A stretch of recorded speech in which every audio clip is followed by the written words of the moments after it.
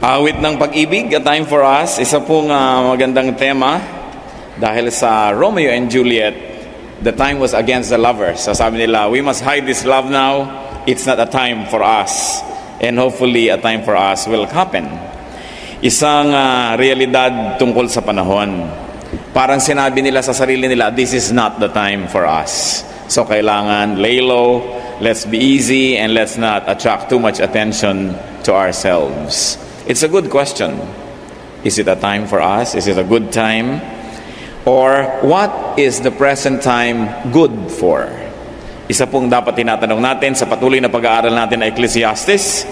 At sa ngayon, sa darating na chapter, ang pamagat ng pag-aaral natin, A Time for Us. Heavenly Father, we thank you that you have time for us. That your time is always right.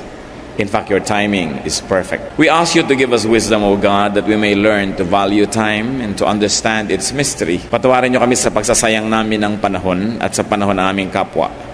At mga Panginoon, pagalingin niyo po ang mga sugat ng aming puso. Palakasin ang aming loob. Linisin niyo po kami at na kami maging handang tumanggap ng inyong mga pagpapala. Bigyan niyo nawa kami, Panginoon, ng tahimik, payapang puso at ang mga mahal namin sa buhay na di namin kasama ngayon. Hinahabilin din namin sa iyong mapagpalang kamay. Panginoon, pagpalain niyo rin po sila. Ilayo niyo kaming lahat, magkakasama man kami o hindi, sa gawa ng mga masasamang tao at masasamang espiritu. Palakasin niyo po ang aming katawan, buksan ang aming mata, ang aming tainga, nais naming tumanggap ng pagpapala mula sa inyo. Kayo po ang maging tunay na tagapagsalita, O Diyos. Gamitin niyo lang inyong lingkod. At nawa, ang inyo pong mga diwa, ang isang mga ibabaw.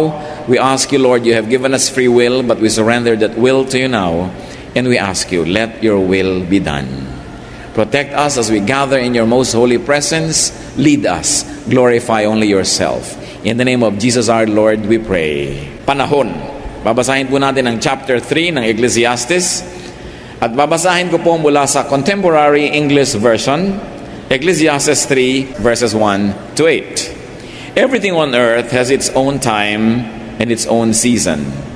There is a time for birth and death, planting and reaping, for killing and healing, destroying and building, for crying and laughing, weeping and dancing, for throwing stones and gathering stones, embracing and parting. There is a time for finding and losing, keeping and giving, for tearing and sowing, listening and speaking. There is also a time for love and hate, for war and peace. And may the Lord add wisdom to the reading of these mysterious and beautiful words. So what was Solomon's summary about time and life's activities? That there is a time and space for all the extremes of life and everything else in between. Inisa-isa po ni Solomon yung mga dalawang makakalayong hangganan ng bawat bagay. May panahon daw na ipanganak, may panahong mamatay, may panahong umibig, may panahong makidigma, may panahong bumuo, may panahong sumira. So yung mga magkabilang dulo, may panahon, therefore may panahon sa lahat ng mga nasa gitna nila. All the shades of meaning in between such extremes. That a person is wise when he times his activities well. Kung may tamang panahon para sa lahat ng tamang bagay, ang matalinong tao ay yung gumagawa lang ng tamang bagay sa tamang oras. O kaya ay itinatama ang oras ng maging mga tamang dapat gawin. A person is wise when he moves according to time or according to the times. When he flows with time and not contradicts it. When he benefits from time and timing and is not punished by it. A person is wise when he does not miss good timing and when he does not waste time. And a person is wise when he will not be surprised by life's twists and turns, by reversals, by changes. Kung sa simula pa lang ng buhay ay ating dinidibdib na may oras ang lahat ng bagay, hindi tayo magugulat na iba-ibang bagay ang dumarating sa iba't ibang panahon. At hindi tayo mawawala ng direksyon, ng pag-asa, ng lakas, kung naiiba man ang mga bagay, sapagkat sinabi na bawat bagay ay may panahon, therefore sa bawat panahon ay may bagay, kaya sa pagpapalit at pag-usad ng panahon, magkakapalit-palit ang mga bagay. Ang dapat lang, handa ang tao na maunawaan ito. Na tayo ay umagos kasabay ng paglakad ng panahon at hindi natin ito salungatin tulad ng isang taong lumalangoy laban sa agos. Kundi tayo ay sumasakay sa takbo ng panahon. Because no condition is permanent. Yan ang isang conclusion. May time daw to be born, may time to die. So yung physical life is not permanent. May time to love, may time to hate. So even love is not permanent. And even hatred is not permanent. Time and life shuttle between extremes. Mula sa pinakamadilim na gabi hanggang sa pinakamaliwanag na tanghaliang tapat. Mula sa mga pinakamaiinit na klima hanggang pinakamalalamig na klima sa iisang lugar. Mula sa mga pinakatuyong mga panahon hanggang pinakabasang-basa sa ulan ng lupa, ang lahat ay nangyayari. So enjoy the moment. And if you cannot enjoy the moment, at least survive the moment. Tuwing meron pong nangyayari sa ating buhay, mga kapatid, ang dapat natin itatanong, enjoyable ba ito? Can I enjoy this? If I can, I will enjoy it. But if I cannot enjoy it, I should expect that it too will happen. Therefore, by God's help, I will survive it. So, ikinakasal ka, enjoy na enjoy ka. Ngayon, naghiwalay kayo, you will survive it. Sabi mo, kung hindi ko mai-enjoy ang isang bagay, palilipasin ko lang ito. Parang bagyo, kung hindi ako pwedeng lumabas ngayon dahil lumilipad ang mga bubong at natutumba ang mga puno, palilipasin ko lang ito. Mas malakas ang bagyo, mas mabilis dumaan, mas madaling matapos. Ano ang mga bagyo ng buhay nyo ngayon? Kung hindi nyo mai-enjoy, survive it. Because it will never be permanent. Walang permanenteng bagay. At maganda po sinasabi natin sa ating sarili, kung tayo nahihirapan, this too will pass. Lilipas din ito. At kung kayo naman ay masayang-masaya, bidang-bida, inyong-inyo ang buong mundo, sabihin nyo ring lilipas din ito. Hindi ako dapat mahibang, hindi ako dapat maging mayabang, hindi ako dapat maging self-centered, kasi lilipas din ito. Kukupas din ang aking ningning, maluluma din ang aking tropeo. Next year may iba ng panalo, hindi na ako ang bida, matatapos din. Kahit kayo beauty queen, magiging di kayong former beauty queen. So walang permanente. Yan ang nakatakda sa panahon. Ecclesiastes 3:9-11. What does the worker gain from his toil? I have seen the burden God has laid on men. He has made everything beautiful in its time. He has also set eternity in the hearts of men, yet they cannot fathom what God has done from beginning to end. Ano daw po ang napapala ng gumagawa? Wala naman. At isa daw napakabigat na pasanin ng tao na ibinigay ng Diyos. Ang Diyos ay isinali ang tao sa issue ng eternity. To go back to the verse 9, sinasabi dito ni Solomon, people gain nothing from their hard work. Of course, it's an exaggeration. You gain something. The Bible was written in an Eastern language where the beauty is in the exaggeration to drive home a point. Ang ibig sabihin, hindi naman kasing laki ng inaasahan mo ang magagawa at ibubunga ng malaki mo mga pagsisikap. Siyempre, may mapapala ka rin. Pero hindi ganun kalaki tulad ng iyong inaasahan. Tulad ng, kung lumalaki ang iyong kita, inaasahan mo ba na lalaki ang iyong gagastusin sa iyong sarili? Hindi lagi, dahil dadami ang hihingi. Dadami ang aasa. Dadami ang mga gagastahan din. Meron kang konting nadagdag sa sarili mo, pero hindi laging napunta yun sa iyo lahat. Kung inaasahan mo, nagaganda ang iyong buhay pagka ganito ang nangyari, hindi naman lagi. At yung mga taong hirap na hirap mag-rearrange ng bahay, ng cabinet, maglinis ng mga loob-loob ng mga kahon-kahon, actually maghapon ka na pagod. At the end of the day, wala naman talaga na bago, dahil lahat naman ng laman ng bahay mo, nandun pa rin sa bahay mo, liban na lang itinapon mo. Nagkaiba-iba lang ng lugar, nandun din. Kaya kahit anong gawin natin dito sa planeta, kuhanin mo man yung mga bato mula sa mga bundok, gawin mong bahay mo, wala ka naman talaga nadagdag sa planet dahil nandun pa rin yung bato, lumipat lang ng lugar. So kung akala natin nagiging magaling tayo talaga, kaya nating baguhin ang mga bagay-bagay, yan sinasabi ni Solomon, hindi, akala mo lang yun. Nothing, of course, means in terms of changing the world, you don't really accomplish much. The difficulty that is confronting man, according to Solomon, is this: that God makes everything beautiful, not in man's time, but in its time. That God made man part of eternity, part of what is eternal, but the problem is, man does not comprehend time. Man does not comprehend eternity. Man does not understand the connection between extremes in time. Nung hiningahan ng Diyos ng kanyang espiritu ang tao, isinali niya ang tao sa usapin ng kawalang hanggan. Napasali ang tao dito at ang tao may naging walang hanggan. Kaya mayroong buhay na walang hanggan.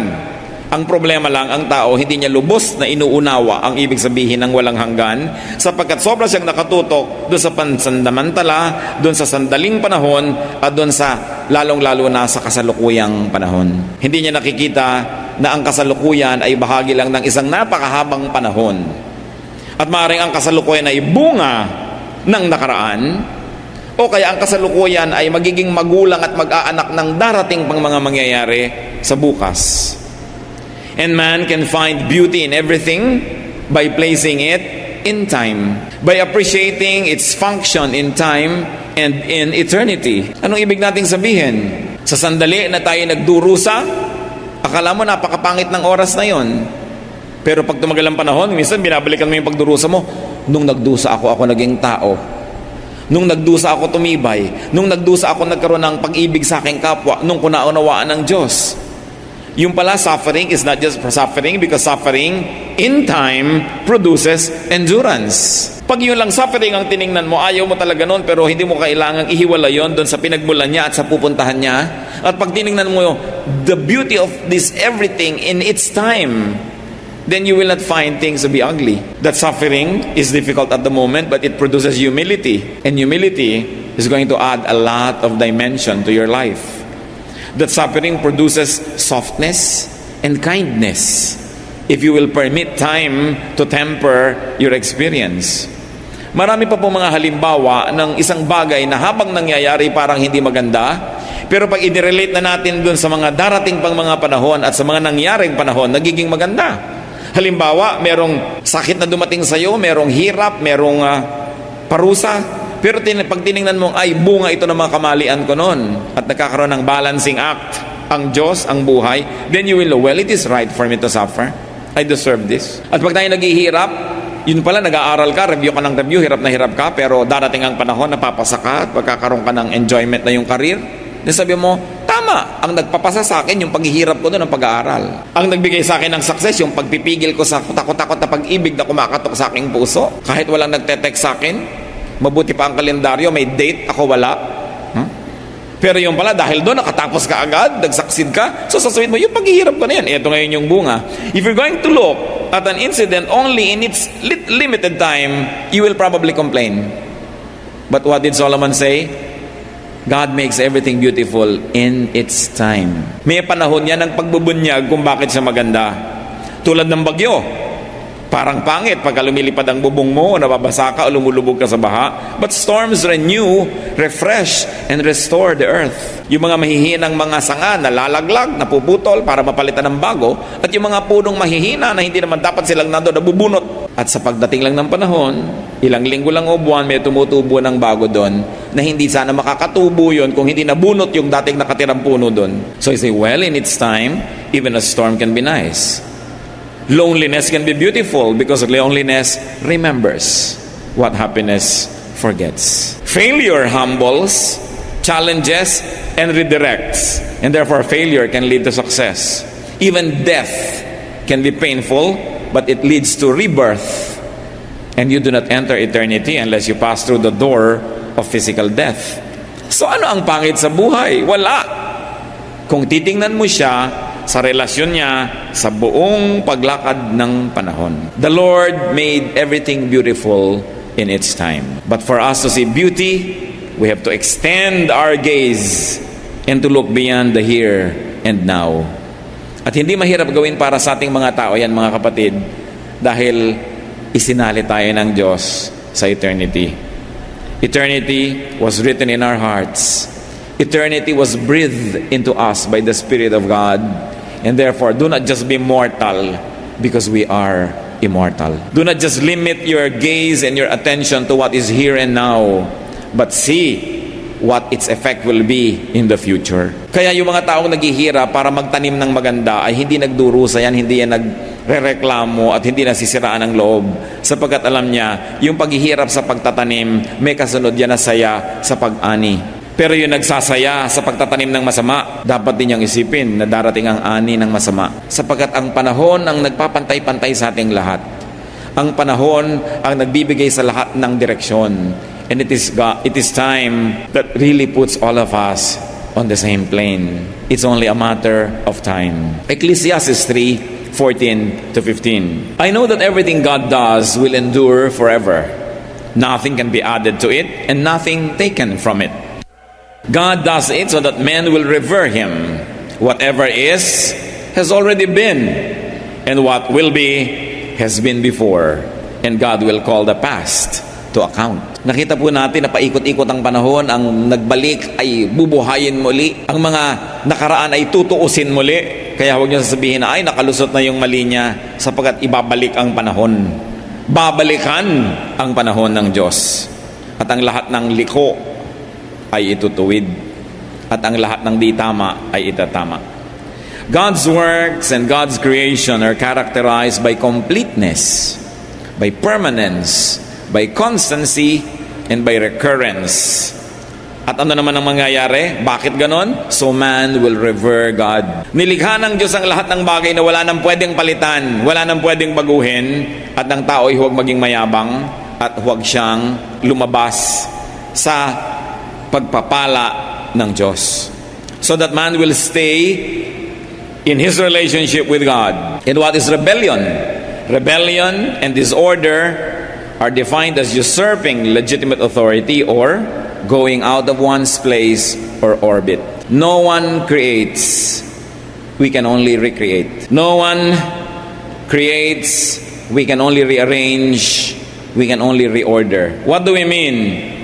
Ano pang maidadagdag yung note sa Do, Re, Mi, Fa, Sol, La, Ti? Halos ang lahat ng Western music na kinumpose at marami ring Eastern music, paikot-ikot lang doon. Can you imagine how many songs you can create of Do, Re, Mi, Fa, Sol, La, Ti? Yung tono lang na yun. Nakatungtong na doon lahat ng tono. Gaano karaming words ang pwede nating makreate sa A, B, C, D, E, F, G up to Z? Ilang letters lang yan? 26 letters ba yan sa alphabet? Ilang words ang magagawa natin? Ilalagay mo yung A, susundan mo ng B, tapos lalagyan mo ng C, lalagyan mo ng O, ibang word na yon. O ang unahin mo, lagyan mo ng N, lagyan mo ng LY, ibang word na yon. Pero may invento ka bagong letra. Bukod dun sa nilikha na ng Diyos para sa iba't ibang mga kultura at wika. Meron pa ba tayong kulay na maiimbento bukod dun sa laman ng basic color chart na ang lahat ay nasa gitna na nun, all the shades of color? May invento pa ba tayong bagong shape bukod sa bilog, triangle, rectangle, lahat-lahat ng yan? So kaya lang nagkakaroon ng mga bagong imbensyon, lalagay mo yung bilog dito, lalagay mo yung triangle doon, iniiba-iba mo lang ang kombinasyon. Pero wala ka naman talagang iniimbento. You don't create, you only recreate and rearrange. At yung mga taong tinatawag na creative, hindi talaga sila nagkikreate. Wala kang makikreate na bago. Kahit yung mga bagong recipe, nanggaling lang yun sa mga dati ng mga sangkap, iniba lang ang timpla at proportion. Kahit yung eka mo, bagong mga pabango, bagong chemicals, nando na yung mga chemicals na yun, pinag-iba-iba lang ang sangkap at dami nito, konti nun, ininitan, nilamigan, ganun lang yun, pero ang lahat ay nando na. Sapagkat ang nilikha ng Diyos ang buhay, nang nilikha ng Diyos ang mundo, on the seventh day He rested because His work was finished. Nagawa na lahat. Kaya ang mahalaga ngayon ay dahil sa ating pag-iisip, pananalangin ay bumubukas ang maraming mga bintana ng ating kaisipan at nakikita natin yung nandun na dati pero hindi natin nakikita dati. And that is what you call enlightenment, realization. Lahat ng karunungan ay nandyan na. Ang tanong lang ay, alam mo ba yun o hindi? At paano mo kinukombine ng karunungan para gumawa ka ng isang buhay? Napakahalaga. But nothing is and nothing can be new beyond God's original creation. Mga sama-sama at sari-saring observation ni Solomon na isa-isa rin nating sinusuri sapagkat sunod-sunod na lumabas doon sa chapter na binabasa natin. Kuminsan related sila sa isa't isa, malinaw ang relasyon, kuminsan man hindi. Pero may relasyon din yan kung ating aarokin.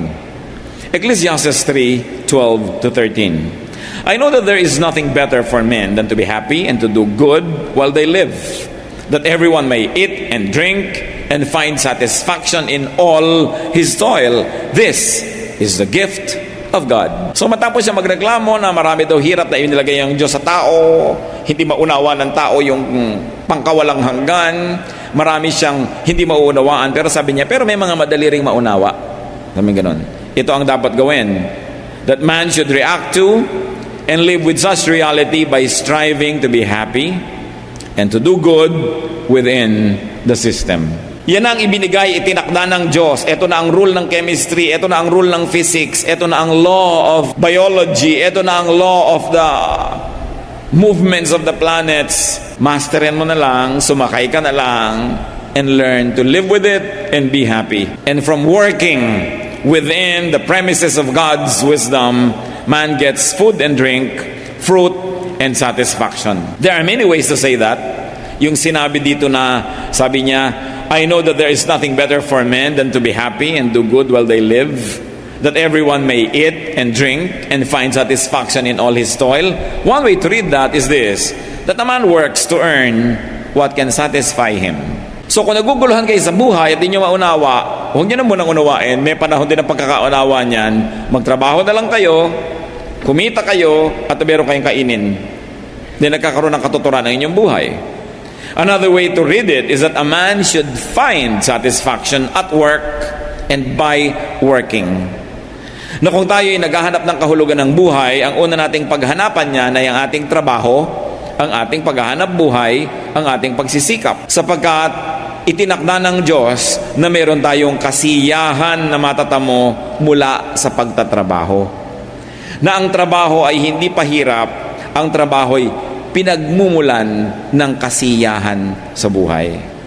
So dapat kang humanap ng trabaho magbibigay ng kasiyahan sa iyo. Huwag ka lang maghanap buhay na kahit na hindi ka na natutuwa at inis na inis ka sa ginagawa mo, gumawa ka ng paraang makalayas dyan at ikaw ay makalaya at nang sa ganon, hindi ka laging nagre-reklamo pagpapasok ka na. That a man should do the work that brings him satisfaction in its fruit and its process. Yan kuminsan ang dilema ng maraming kabataan. Ano kayang pag-aaralan ko? Ano kaya ang magiging trabaho ko dahil sa pag-aaralan ko? Huwag lang kayong mag-enroll sa isang kurso dahil maiksi ang pila pag registration. O kaya malaki yung quota at tatanggapin kayo. O kaya yun yung may scholarship. Kailangan kasi hinahanda natin yung ating buhay na ang pupuntahan mo yung magugustuhan mo. Sapagkat buong buhay magtatrabaho ka. Paano kung ang trabaho mo ay di mo gusto? Siguro paminsan-minsan, just to survive, pampamatid gutom, pwede mong patulan ng mga trabaho hindi mo masyadong gusto, pero mag-isip-isip ka kapatid na huwag kang mamalagi doon, gumawa ka ng paraang makalaya sapagkat hindi ka nalikhan ng Diyos para torturin habang nagtatrabaho. Dahil ang trabaho ay binigay ng Diyos to be enjoyed. Kaya sabi niya, 6 days you should work, not to torture you, but so that you derive pleasure from what you do. So one of the best ways to be wise with time, to be wise in spending time, is to spend it doing what you like to do, what you enjoy doing. Pagka ang malaking bahagi ng ating buhay ay nagugol sa paggawa ng di natin gustong ginagawa, nadaya tayo at hindi natin natamo ang kasiyahan na inilaan ng Diyos para sa bawat isa sa atin. Kaya pinag-uusapan natin ang time. What are you doing with your time? Are you enjoying your time? Hindi laging sinasabing malaki ang kinikita mo pero ang masarap, nag-e-enjoy ka sa ginagawa mo at buhay ka naman. Kasi kahit ang laki-laki ng kinikita mo pero nagdurusa ka, hirap na hirap ang iyong loob, hirap na hirap ang iyong katawan at maaga pa lang ay mamamatay ka na tuloy, it's not worth it. So do the work that produces and satisfies your needs. And after every work, you know what God said? Nung nagkikreate siya sa Genesis, sabi niya, it is good. And after God did this, He said, it is good. Kapag meron kang ginawa na tingnan mo, pagkatapos mong ginawa, sabi mo, it is good. Hindi yung gusto mong ibalibag, itapon at gusto mong takpan dahil hindi mo siya ipinagmamalaki, hindi ka natutuwa sa Kanya. Therefore, that is not the work that you should be doing. Remember, because of economic reality, sometimes we are compelled to do something we don't enjoy. But, always keep in your mind, babangon din ako, lalaya ako dito, hindi ko tatanggapin itong ayaw ko na ito all my life. Iisa lang ang buhay dito sa mundo na ipinagkakaloob ng Diyos.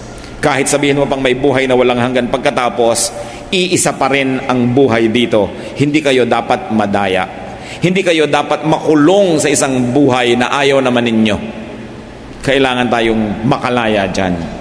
Sapagkat sayang ang panahon na nagugugol sa pagdurusa sa halip na sa kasiyahan. Paminsan-minsan nagdurusa tayo para gumawa ng tama, nagsasakripisyo tayo, pero dahil may magandang bunga yun in the end.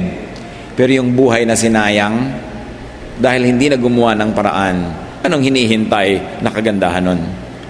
Ecclesiastes 3:16-17, and I saw something else under the sun. In the place of judgment, wickedness was there. In the place of justice, wickedness was there.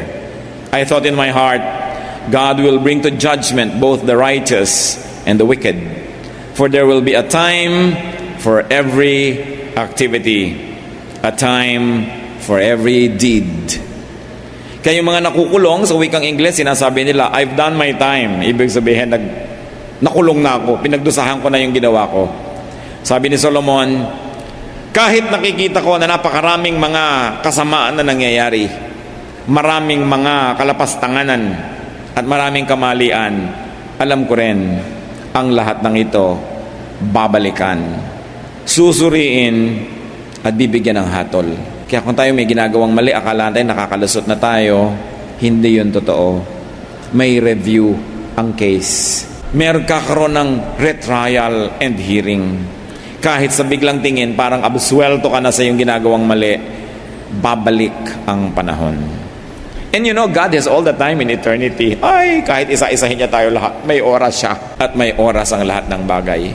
Kaya mabuti ng mga kapatid, gumagawa ka ng mabuti kasi habang dumadaan ang panahon, natutuwa ka dahil darating na rin yung panahon ng review, darating yung panahon ng trial and hearing, at muling mabubuklat ang mga mabuti mong ginawa. Kesa sa habang dumadaan ang panahon, natatakot ka na magkabuklatan dahil meron kang dapat itago. Yung gumagawa ng mali, isa pa yan na pagsasayang ng panahon. Bakit po?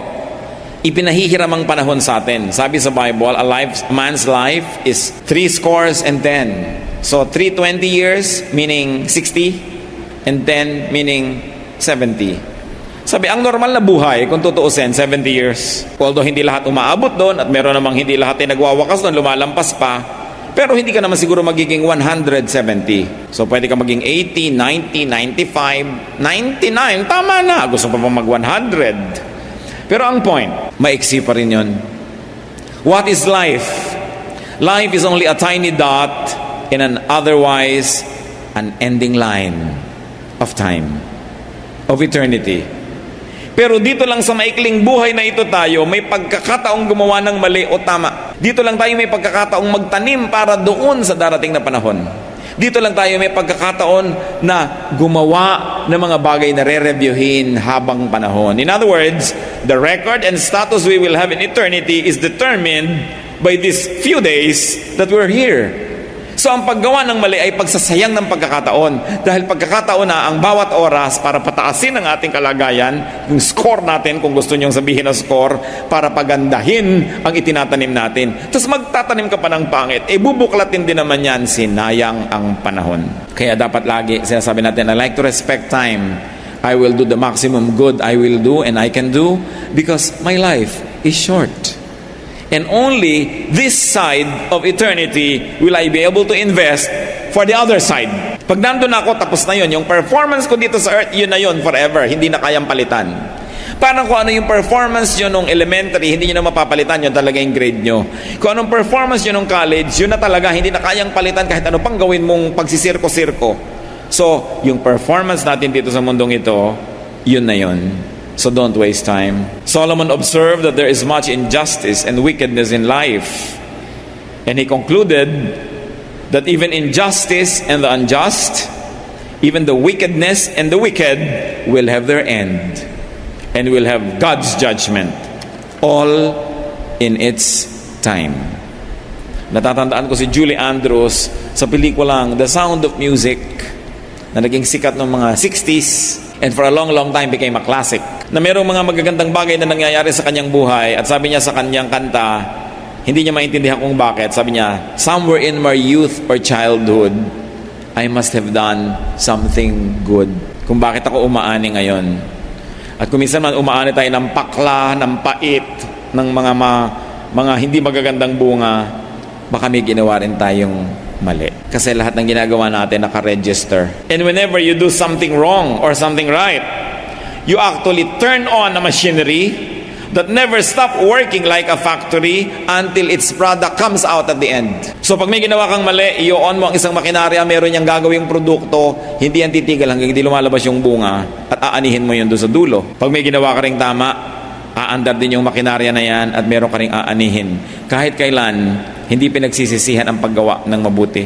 Sa katunayan, ang paggawa ng mabuti ang pinakamatalinong paraan ng paggugol ng panahon. Ecclesiastes 3:18-21.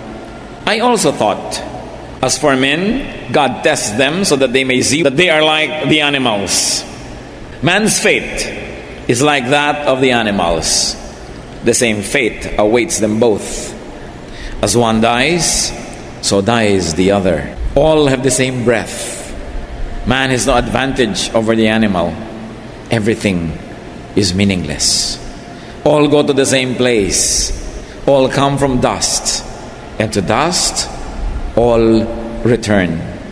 Who knows if the spirit of man rises upward and if the spirit of the animal goes down into the earth? Iba talaga mag-isip ng to Solomon. At ang binabasa natin para mga random thoughts of Solomon.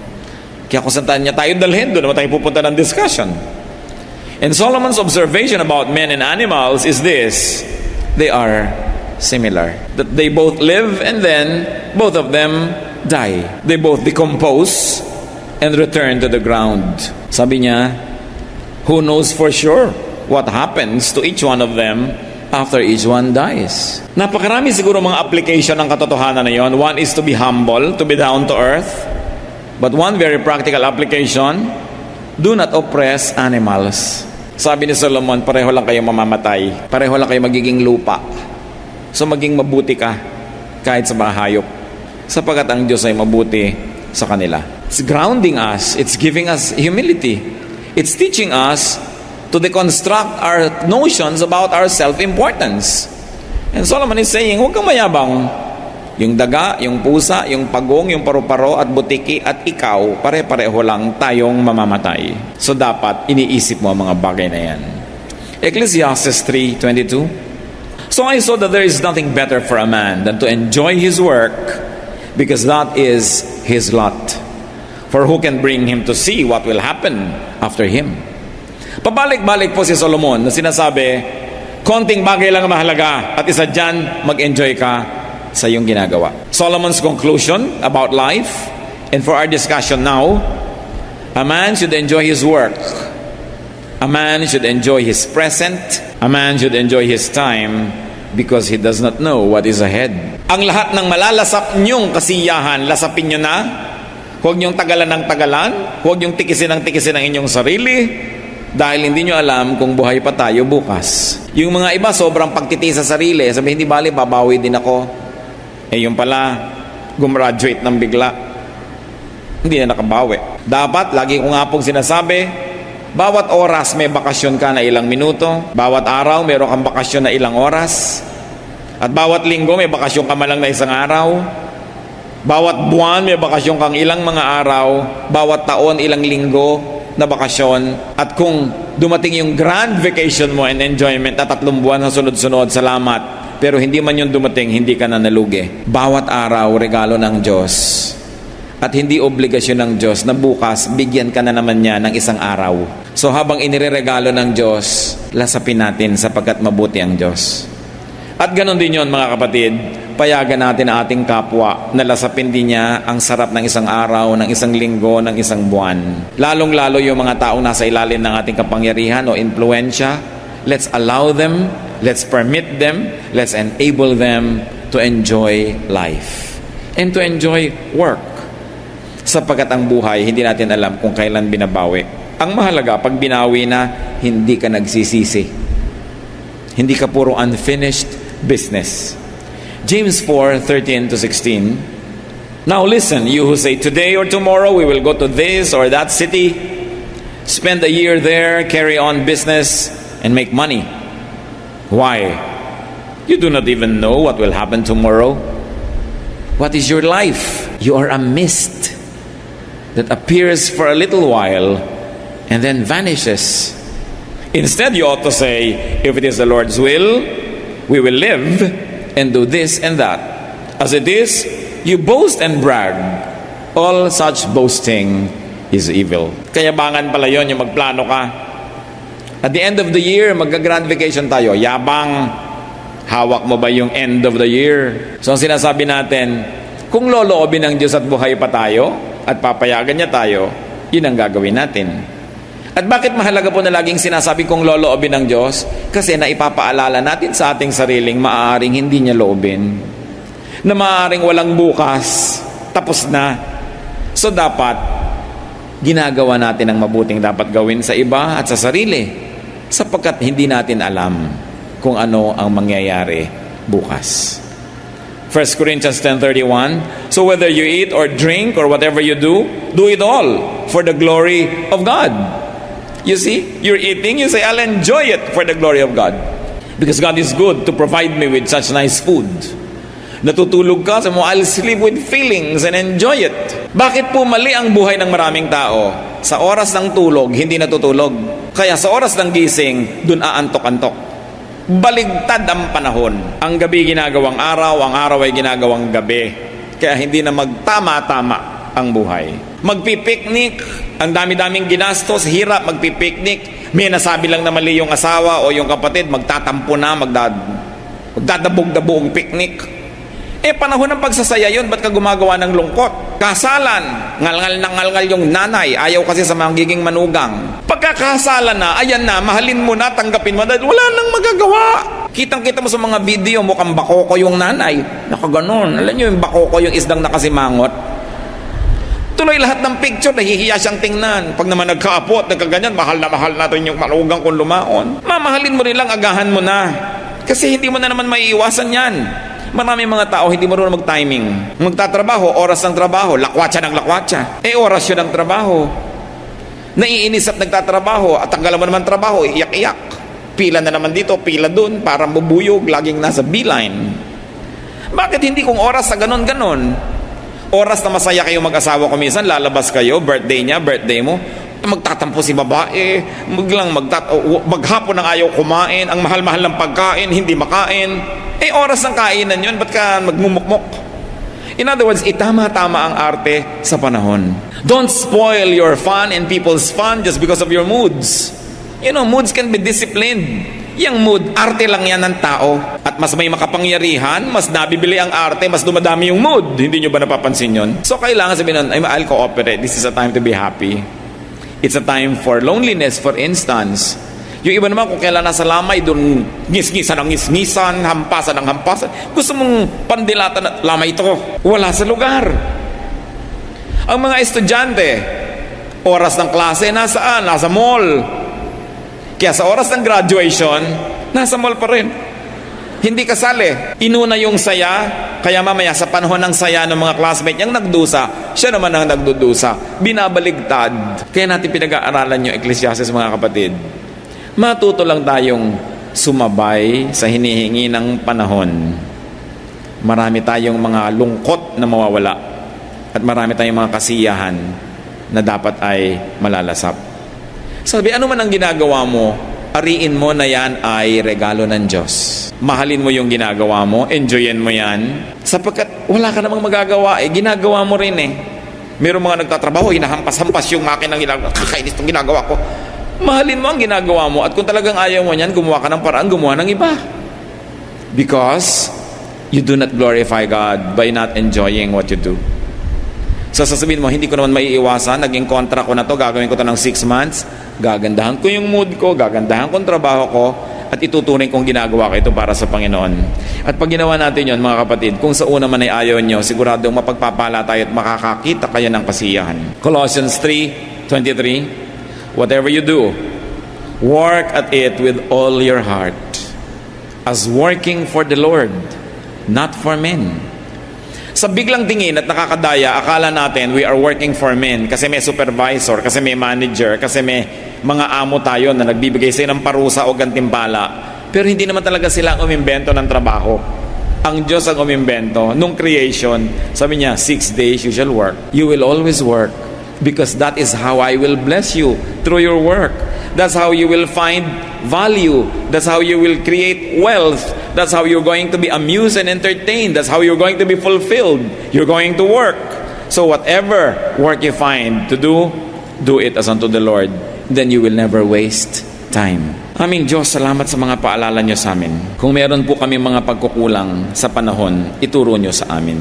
Kung may mga tama kaming dapat gawin na hindi namin nagagawa, imulat nyo po kami. At kung mayroon naman kaming maling ginagawang dapat ay tigilan, turuan nyo rin po kami. O kaya Panginoon, kung meron kaming ginagawa na wala sa panahon, matuto po kaming maghintay. Lord, this is something that we cannot teach one another, but only you can teach us. Correct timing.